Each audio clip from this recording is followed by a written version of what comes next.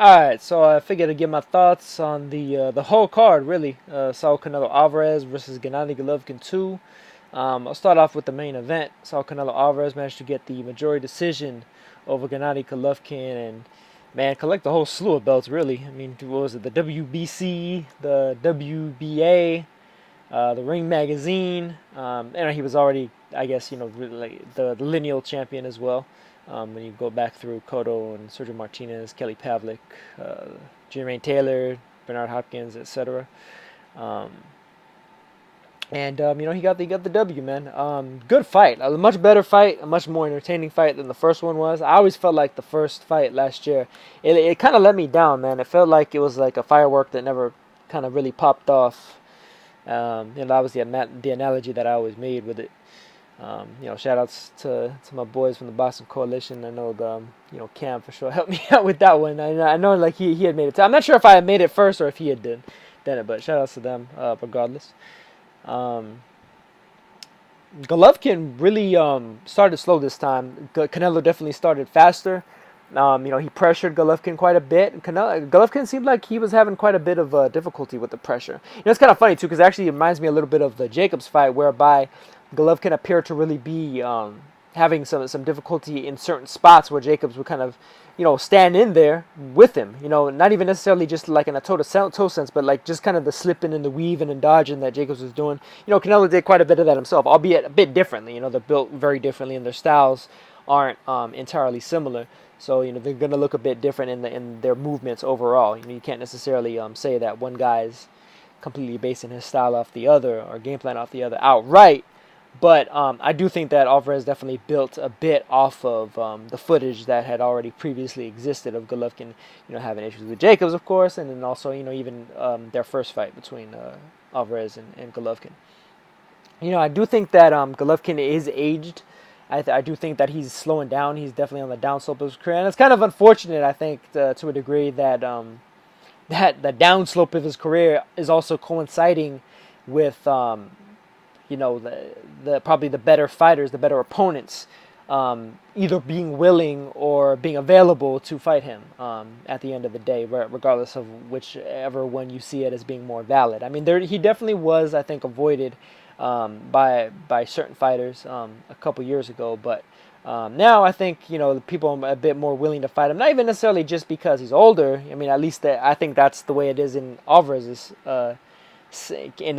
case, but honestly, I think Jacobs was always, somebody that was willing to test himself, and he knocked out Peter Quillen, who himself was a bit kind of neither here nor there when it came to potentially challenging Golovkin. I want to say that he was ducking him. I was never of the opinion that he was ducking Golovkin, but some people might say otherwise. But Alvarez did a good job, man, getting actually into the meat of the fight. Alvarez did a good job, man. He was backing Golovkin up. He was making Golovkin miss quite a bit.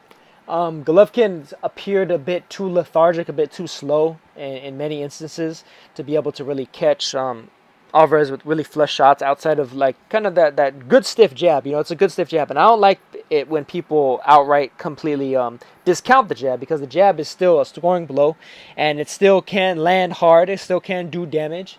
We've seen plenty of guys get dropped off of jabs, and I think Golovkin's jab is one of the harder ones. I want to say it's like one of the best ones in the sport, but it's definitely one of the harder ones. I think, generally speaking, it's definitely on the harder end of things. Alvarez, I thought, kind of started to dig Golovkin into a bit of a hole in the early rounds. Golovkin started to kind of peel his way back into things. Especially in certain rounds where it seemed like even though Alvarez was pressing Golovkin, he wasn't even necessarily throwing a whole hell of a lot. It's almost like he was trying to make Golovkin like shoot his load to a degree, and then try to fire back after the fact. And it was a pretty good strategy, and it worked. I mean, it worked well enough for him to get the dub at least, and Golovkin started to come on. I think it had a really good late rally. He appeared to, I think, momentarily stun Alvarez a couple of times, but Alvarez, bit down on his mouthpiece. That's one thing that I will credit Alvarez for, and that I think I've always kind of credited Alvarez for, is that he's somebody that does have a lot of pride, and if he feels like oh shit, like things aren't gonna go my way, like he won't back down from the pressure. He won't back down. He'll step up, and that pressure will make him fight back even harder.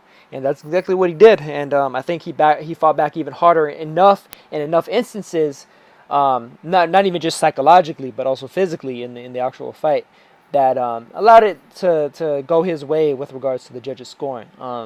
Personally, I scored it a draw. I thought Golovkin actually won the first fight. It was I think it was 8 rounds before I had it scored on the night of the fight, back their first fight. But this time I had it a draw. I think Canelo has improved since their last fight, or who knows, maybe the whatever he's on has improved. I still don't discount entirely the idea that he might not necessarily be the cleanest fighter in the sport. But regardless of that, unless he tests positive, you can't necessarily outright actually say that. So, got the W. Golovkin, it's kind of tough, man. It's kind of tough for him, considering there's a lot of people that felt like a lot of the mystique about him, a lot of like who he is as a fighter in terms of the storyline of Gennady Golovkin is that he's like this fearsome, destructive fighter, and he's had to go to decision in several fights in a row. Or not in a row, outside of the kid discounting Vanes Martirosyan. But several, I guess, big fights in a row, if you want to say that. Alvarez twice and Jacobs. And then you kind of toss in the Vanes KO in the middle of that. But, it's tough, man. He's 36. He's a guy that I think does have quite a bit of wear and tear on him. He's a guy that's always been the type to kind of, take 2 to land 1. And his 1 is harder than a lot of guys' 10. But, unfortunately, it seems like not only just with the age in general, I think he's starting to lose a bit of that snap, a bit of that pop, and he's starting slower than he used to.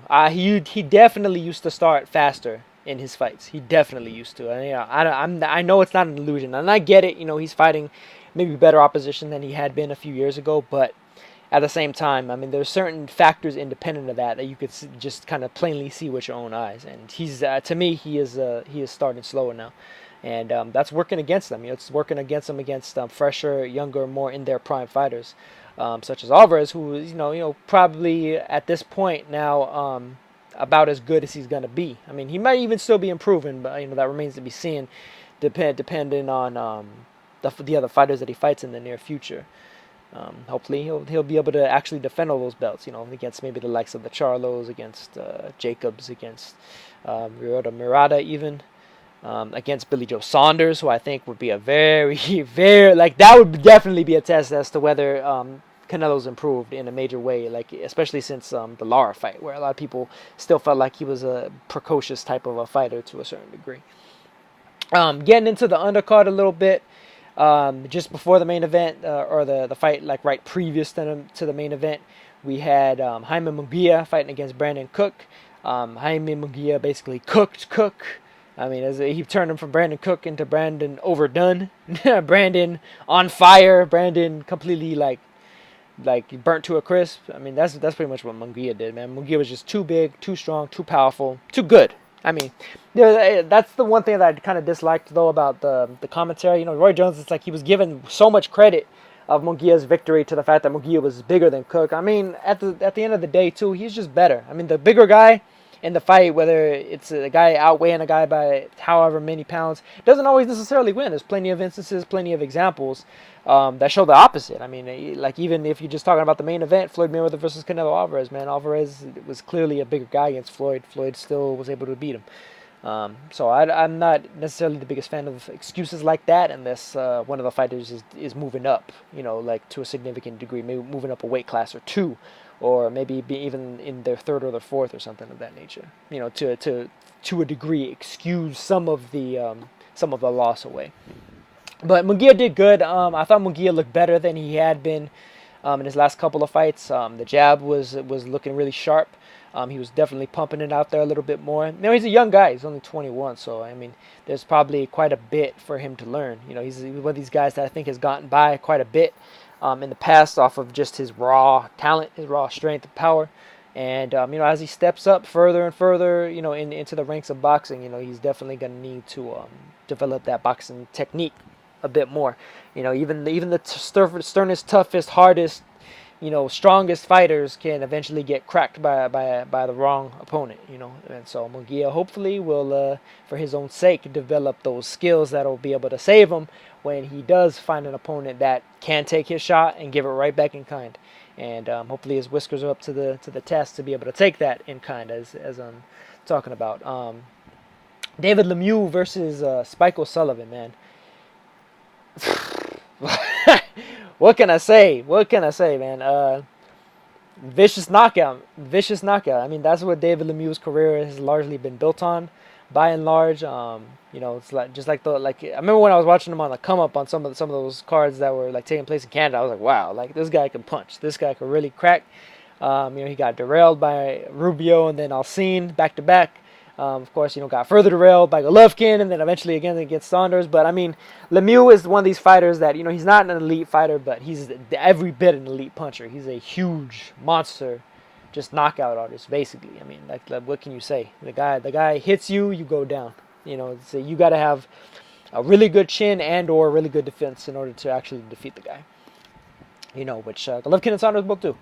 Golovkin with the chin and Saunders definitely with the defense. So Spike O'Sullivan wasn't so lucky or wasn't so fortunate to be blessed with those gifts and or wasn't so skilled to actually be able to develop the talent to be able to dissuade Lemieux from being able to just detonate on him, and that's exactly what he did, man. O'Sullivan, he kind of rocked Lemieux back actually early on with like a very stiff jab while Lemieux was off balance, but Lemieux, he's one of these nose to the grindstone kind of these kind of throwback slugger type fighters. He's just going side to side. His boxing skills isn't the greatest, but I mean, all he needs to do is be good enough to land the shots, and he was plenty good enough to land those shots against O'Sullivan. Hit him with a huge left hook. O'Sullivan spun around, hit the deck, like knees first, and he basically didn't know where he was, man. It reminded me of like sometimes when you see like street fight videos where the guy gets hit and like he's just like, whoa, it's like he's not even knocked out cold and everything, but he's just like dizzy, wobbling, like he was about to do a Trevor Berbick in there. And then getting to the very first fight of the card, or the very first fight of the pay-per-view portion of the card at least. Roman Chocolatito Gonzalez versus Moises Fuentes. I did a little bit of a preview on this. I guess I was right and wrong at the same time. I mean, depending on exactly how you look at it. I did think that Fuentes had a shot at beating Gonzalez. But I did say in my preview video, if Gonzalez is even, what was it, like 60, 65, 70% of his former self, he should be able to take Fuentes out by the middle rounds. And he pretty much just about did that, honestly. Now, what percentage is he of his former self? Not entirely sure. Maybe I'd say right around there. Maybe about 65, 70. He started a little bit slow. I thought Fuentes was landing some good shots on him early on. I thought he landed some pretty good shots on him actually throughout. But Fuentes, like I said in my preview video, he's a guy that you can't necessarily underestimate, man. He did end an all-time great guy's career in Ivan Calderon. Calderon is Hall of Fame bound. He's going to get in. It's not a matter of if he's going to get in. It's a matter of when he's going to get in. Calderon is one of the he's arguably the second best strawweight of all time. Right behind Ricardo Lopez. I'd probably put Rosendo Alvarez ahead of him too. But, I mean, beyond those guys, I mean, what can you say? I mean, even Freddie Roach can attest to the fact that, I mean, he was outboxing Oscar De La Hoya, for fuck's sake, in the camp for Manny Pacquiao. Oh, no, the camp for Manny Pacquiao was for the camp for Floyd. It was the camp for Floyd Mayweather, actually, that occurred in, or at least that's what Freddie says, anyway. But, yeah, man, Fuentes did pretty okay early on. Gonzalez appeared to start a little bit slow. Actually, it's kind of funny, though, because I thought Roman started slow against Srisaket. And then he started to build up a little bit of tempo towards the third round of the Srisaket fight. But Srisaket had enough, power, enough fight in him to realize, like, oh, shit, like, Roman's, like, starting to get warmed up. I need to, like, end this right now. And that's exactly what he did. He had the power, he had the strength, he had the ability to do so. Fuentes, not so much. Fuentes is a guy that was probably more so in his prime at 105/108 pounds. And even though Roman Gonzalez arguably was in his prime more so at 108 and 112 himself, ultimately Gonzalez is just a better fighter than Fuentes. He was a better fighter in his prime. He's a better fighter right now.